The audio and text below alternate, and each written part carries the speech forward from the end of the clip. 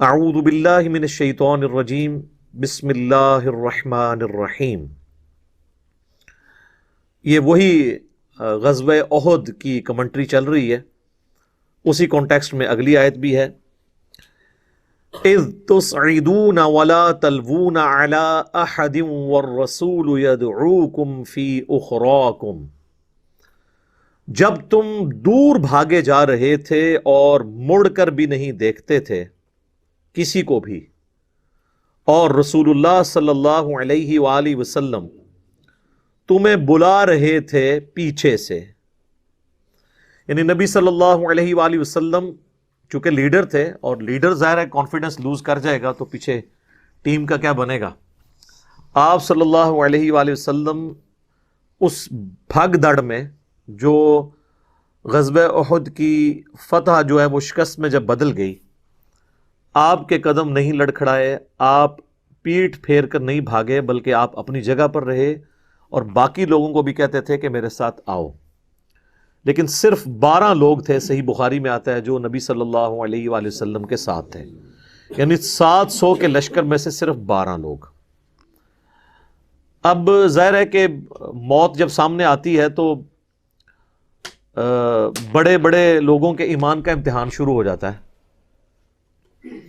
آج بیٹھ کے بات کرنا بڑا آسان ہے، لیکن جب وہ صورتحال تھی اس وقت اپنی جان داؤ پہ لگانا اور عین میدان جنگ کے اندر اپنی لائف کا رسک لینا، یہ نصیب والوں کا حصہ ہے، اور جن کا ایمان بہت کامل درجے کا ہو وہی اسی امتحان کے اندر کامیاب ہوتے ہیں۔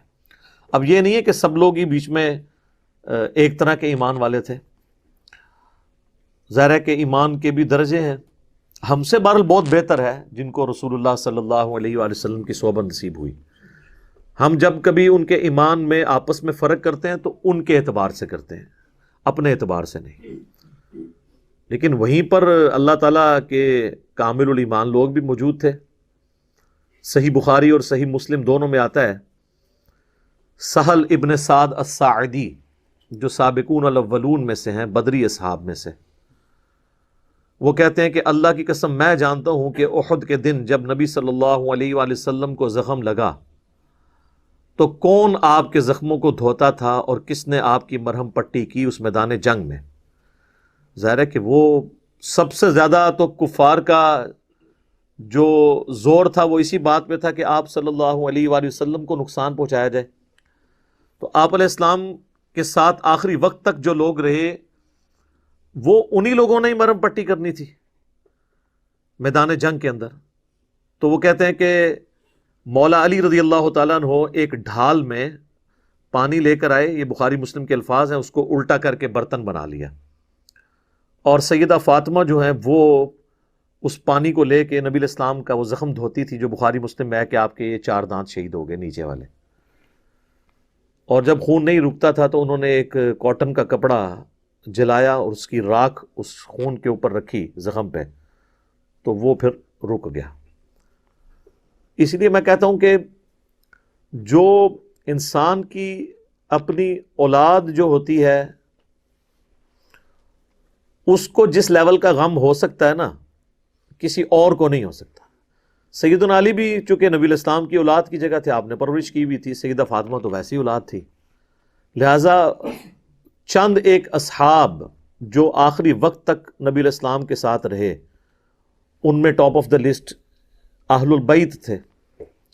اہل البیت کے علاوہ بھی صحیح بخاری میں آتا ہے، انس بن نضر رضی اللہ تعالیٰ عنہ، جب یہ بھگدڑ مچی تو اب کئی اصحاب جو بڑے یعنی دلیر تھے، سعد ابن معاذ، یعنی کتنی یہودیوں کے خلاف انہوں نے جنگیں لڑی ہوئی تھیں زمانہ جاہلیت میں، وہ بھی پیٹ پھیر کے بھاگ رہے تھے، تو انس ابن نضر ان کو روک رہے تھے، اور وہ اکیلے آگے جا کے کافروں کے لشکر میں گھس گئے، صحیح بخاری کے الفاظ ہیں، اور انہوں نے کہا کہ میں تو احد کے میدان میں سے جنت کی خوشبو پا رہا ہوں، اور کئی کافروں کو انہوں نے جہنم واصل کیا اور اینڈ پہ خود بھی شہید ہوئے۔ اور بخاری کے الفاظ ہیں کہ ان کے جسم پہ اتنے زخم لگے تھے کہ ان کی شناخت بھی نہیں ہو رہی تھی. اور صحابہ کہتے ہیں جب ہم نے زخم گنے تو 80 سے زیادہ زخم ان کے پورے جسم پہ لگے ہوئے تھے، جس میں چہرہ بھی بگڑ چکا تھا. یہ اکثر لوگ کہتے ہیں نا کہ فلانے دا موت وقت چہرہ بگڑ گیا. چہرہ بگڑنے سے کیا ہو جاتا ہے؟ جنگوں کے اندر صحابہ کے مسلے ہوئے ہیں، ناک کان آنکھیں تک نکالی گئی ہیں. وہ تو آخرت کی زندگی کا تعلق ہے. دنیا میں کسی کا چہرہ بگڑ گیا، کسی کی لاش کے چیتھڑے اڑ گئے، اس سے یہ تو نہیں ہوا کہ وہ کوئی مطلب اولیاء اللہ میں سے نہیں ہے. ضروری ہے اولیاء اللہ وہی ہوں جو پوری زندگی آپ کو تو درباروں میں بھیجتے رہیں اور آخری وقت میں جب بیمار ہوں تو آغا خان میں داخل ہوں، وہاں پہ مہنگا علاج کروائیں، اور اس کے بعد وہ کہتے ہیں جی چہرہ بڑا نورانی سیدھی لگتا ہے ستے نے. ظاہر ہے کوئی عام بندہ بھی آپ نے اس کو کبھی سوئی ہوئی حالت میں تو نہیں دیکھا ہوتا. مجھے بتائیں جتنی بھی سیلیبریٹیز ہیں، چاہے علماء میں سے ہوں یا کوئی اور، ان کو آپ نے کبھی سوئی ہوئی حالت میں دیکھا ہے؟ یا جب وہ تازہ تازہ نہا کے نکلتے ہیں تو آپ نے کبھی دیکھا ہے؟ وہ تو اب کسی بندے کو بھی نہلائیں اور اس کو پیارے سا اس کو کنگھی شنگی کر دیں اور اس کا چہرہ صاف کریں تو وہ لگتا ہے کہ لگتا سی اینجی ستے ہیں تو اینجی لگنا ہے. اس میں کیا مطلب تعلق ہے؟ عجیب لوگ. وہ اسی طرح وہ جس کو بھی آپ دیکھیں اسی طرح ہی لگتا ہے. ٹھیک ہے جی، چہرہ نورانی تھا. ظاہر ہے وہ اب نلا دھلا کے آپ نے ان کو رکھا ہے تو وہ اس طرح ہی نظر آئیں گے. ہاں 1-1.5-2 ہفتہ پیارے ہیں جو باہر تھے، پھر پتہ لگ جائے گا کہ انہاں کو نورانی ہے. تو بس یہ صرف باتیں بنی ہیں. تو انس بن نضر رضی اللہ تعالیٰ عنہ کی لاش کو ان کی بہن نے پہچانا، ان کے جسم میں ایک تل تھا اس کے ذریعے. بس وہ تل انہوں نے لوکیٹ کیا، ادروائز نہ چہرہ پہچانا جاتا تھا. 80 سے زیادہ زخم تھے اور وہ شہید ہوئے. اسی طریقے سے صحیح بخاری میں آتا ہے کہ حضرت سعد ابن ابی وقاص، جنہیں سعد ابن مالک کہا جاتا ہے، ان کو حضور علیہ السلام دعائیں دے رہے تھے کہ سعد تجھ پہ میرے ماں باپ قربان، تو تیر چلا. اور مولا علی کہتے ہیں میں نے اپنی زندگی میں سعد ابن مالک، جنہیں سعد ابن ابی وقاص بھی کہتے ہیں، ان کے سوا کسی اور شخص کے لیے نہیں حضور سے سنا کہ میرے ماں باپ تجھ پہ قربان. اسی طریقے سے صحیح بخاری میں آتا ہے سیدنا طلحہ جو تھے وہ اپنے ہاتھوں کے اوپر تیروں کو روک رہے تھے، ان کا ایک ہاتھ شل ہو گیا تھا.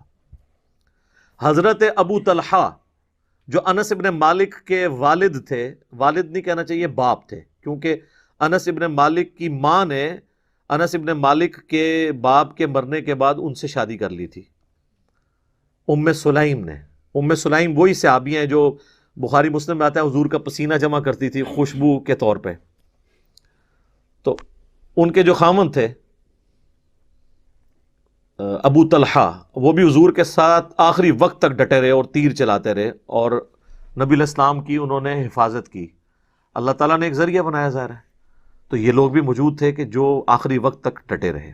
اسی دوران حضرت مصعب بن عمیر بھی شہید ہوئے، اور ان کے جسم پہ صحیح بخاری میں الفاظ ہیں ایک چادر تھی. سر ڈھانپتے تھے تو پاؤں ننگے ہو جاتے تھے. ایک چادر سر، وہی تہمت تھی جو اسی کو ان کی ایک کفن بنایا گیا. اور پاؤں ڈھانپتے تھے، سر ننگا ہوتا تھا. پھر حضور نے فرمایا کہ اس کا سر ڈھانپ دو چادر سے، اور پاؤں والی جگہ پہ ازخر ایک گھاس ہے جو مدینے میں پائی جاتی تھی، وہ ڈال کے تو ان کو دفنایا گیا. اور یہ اتنی تکلیف دہ چیز تھی صحابہ کے لیے کہ بعد میں جب رومن اور پرشین امپائر گری ہیں اور صحابہ نے یعنی خوشحالی کا دور دیکھا ہے، سپر پاور ہونا انجوائے کیا ہے، تو وہ ان چیزوں کو بھلاتے نہیں تھے. صحیح بخاری میں حدیث ہے کہ عبد الرحمن بن عوف روزے کی حالت میں تھے. افطاری کا وقت قریب آیا تو ان کے لیے جب کھانا لا کے سامنے رکھا گیا تو انہوں نے غزوہ احد کو یاد کرنا شروع کر دیا. کتنی پرانی بات. اور کہا کہ اللہ کی قسم مصعب بن عمیر مجھ سے افضل تھا، لیکن احد کے موقع پہ جب ہم دفنا رہے تھے تو چادر بھی پوری نہیں تھی ہمارے پاس. وہ اسی قسم پرسی میں گیا، ہم اسے کفن بھی نہیں دے سکے، غربت کا ہمارا یہ عالم تھا. اور پھر کہا کہ حمزہ بن عبد المطلب وہ مجھ سے افضل تھے، لیکن وہ احد میں شہید ہو گئے. اور پھر کہنے لگے کہ ہم لوگ پیچھے بچ گئے ہیں، ہمیں تو یہ ڈر لگا رہتا ہے کہ وہ تو اللہ کی جنتوں میں پہنچ کے کہیں ایسا نہ ہو کہ اللہ نے جو آخرت میں ہمیں دینا ہے ہمیں دنیا میں نہ دے دیا ہو، کیونکہ وہ لوگ تو کامیاب دنیا سے چلے گئے. اور ہمارے لیے اللہ تعالیٰ نے دولت کے خزانے کھول دیے، اور پھر رونا شروع کر دیا، حتیٰ کہ وہ تابعین کہتے ہیں کہ حضرت عبد الرحمن بن عوف نے کھانا بھی اس دن نہیں کھایا، افطاری یعنی سامنے رکھی ہوئی تھی، وہ کھانا بھی بھول گئے۔ صحیح بخاری اور مسلم میں آتا ہے، حضرت ابو ہریرہ کے بھی سیم اسی طرح کا واقعہ، ان کے سامنے ایک بھنی ہوئی بکری لا کے رکھی گئی، ان کا حضور تو پوری زندگی اس حالت میں رہے کہ آپ پہ فاقے تھے اور ہم لوگ یہ کھا رہے ہیں، تو انہوں نے وہاں کھائے بغیر ہی وہاں سے اٹھ کے۔ اور پھر صحیح بخاری مسلم کے الفاظ ہیں، حضرت ابو ہریرہ کہا کرتے تھے کہ رسول اللہ نے ہمیں فرمایا تھا ان قریب دنیا کے خزانے تم پہ کھول دیے جائیں گے، مجھے یہ خطرہ نہیں تم میرے بعد بھوکے مرو، لیکن مجھے یہ خطرہ ہے کہ دنیا کے دہانے تم پر کھول دیے جائیں گے مال و دولت کے، اور پھر تم دنیا کی محبت میں ایک دوسرے کو قتل کر کے تباہ و برباد ہو جاؤ گے جس طرح اگلے لوگ۔ اور پھر کہا کہ مجھے لگتا ہے کہ رسول اللہ صلی اللہ علیہ وآلہ وسلم جو کہہ کے گئے تھے آج دنیا کے خزانے ہم پر کھول چکے ہیں، محنتیں ان کی تھیں اور آج تم ان کا پھل کھا رہے ہو۔ تو وہ ہر وقت اس چیز کو انالائز کرتے تھے، کیونکہ احد کے شہداء پہ تو وہ خطبہ ہے بخاری اور مسلم کا کہ نبی صلی اللہ علیہ وآلہ وسلم نے اپنی وفات سے 1 مہینہ پہلے، عقبہ بن عامر کہتے ہیں کہ غزوہ احد کے شہداء پہ دوبارہ سے نماز جنازہ پڑھی 8 سال کے بعد، 3 ہجری میں غزوہ احد ہوا تھا،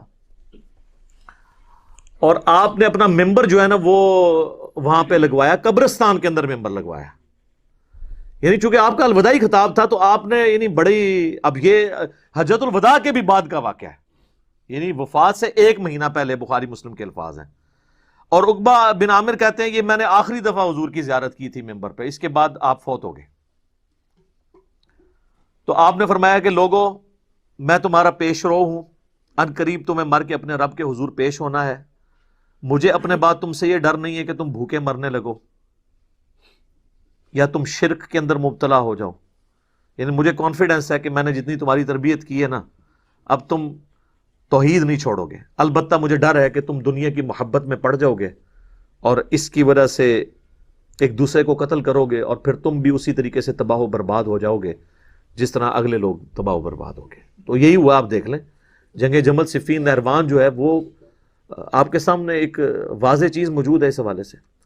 باقی اس حدیث کا یہ جو جز ہے نا، مجھے تم سے شرک کا خدشہ نہیں ہے، اور یہ صحابہ کی خصوصیت کو عمومی خصوصیت کے طور پہ لوگ پیش کرتے ہیں اور پورا شرک کرنے کے باوجود بھی کہتے ہیں شرک ختم ہو چکا ہے۔ اس پہ کچھ عرصہ پہلے میری ڈیٹیل ویڈیو 1 گھنٹے کی آ چکی ہے، اس کا عنوان یہ ہے کہ مجھے تم سے شرک کا خدشہ نہیں، تو میں نے بتایا کہ یہ کس کانٹیکسٹ میں بات ہو رہی ہے، آج وہ ٹاپک نہیں ہے۔ بہرحال ایک جز اس کا بڑا اہم ہے کہ حضور نے احد کے قبرستان میں کیوں یہ خطبہ دیا تھا، اس کی کئی ایک وجوہات تھی۔ نمبر 1، احد کے قبرستان میں وہ لوگ دفن تھے جنہوں نے اسلام کا گولڈن پیریڈ نہیں دیکھا تھا، اسلام کی قربانیوں کا وقت دیکھا تھا، اور ان کی قربانیوں کی وجہ سے مستقبل میں مسلمانوں نے سپر پاور بننا تھا۔ تو حضور اپنے ان جانثار ساتھیوں کی قربانی کو نہیں بھولے۔ نمبر 2، احد کے میدان میں اگرچہ رسول اللہ موجود تھے، پھر بھی نبی علیہ السلام کی نافرمانی کرنے کے سبب اللہ نے فتح کو شکست میں بدل دیا تھا، دنیا کی محبت کی وجہ سے جو مال غنیمت سمیٹنا شروع ہو گئے۔ تو اس میں یہ بھی اشارہ تھا کہ دنیا کی سے آپ نے بے رغبتی اختیار کرنی ہے۔ اور نمبر 3، رسول اللہ صلی اللہ علیہ وآلہ وسلم اپنی وفات سے پہلے جو اللہ نے آپ کو غیبی خبر دی تھی کہ آپ کے بعد یہ ہوگا، آپ اپنی امت کو متنبع کرنا چاہتے تھے کہ میرا کام یہ ہے، میں اس لیول تک بھی تمہیں سمجھا کے چلا جاؤں کہ تم یہ کام نہ کرنا۔ امت نے تو خیر پھر بھی کیا، ظاہر ہے کہ امت میں تو یہ خرابیاں آنی تھی، ظاہر ہے آخرت کا دن بھی اللہ نے رکھا ہوا ہے، لیکن حضور نے اپنا فرض ادا کیا، جس طرح نبی علیہ السلام نے فرمایا کہ بندے کے کفر اور اسلام کے درمیان فرق نماز ہے، تو آپ یہی کہہ سکتے تھے نا، اب یہ امت نے نماز پڑھنی ہے نا، امت کے حصے کی نمازیں تو حضور نے نہیں پڑھنی نا، وہ تو امت نے خود ہی پڑھنی ہے، تو آپ تو صرف متنبع کر سکتے ہیں، وعید سنا سکتے ہیں۔ آپ کا سٹیٹس بھی یہ ہے، انذار کرنے والے ہیں آپ۔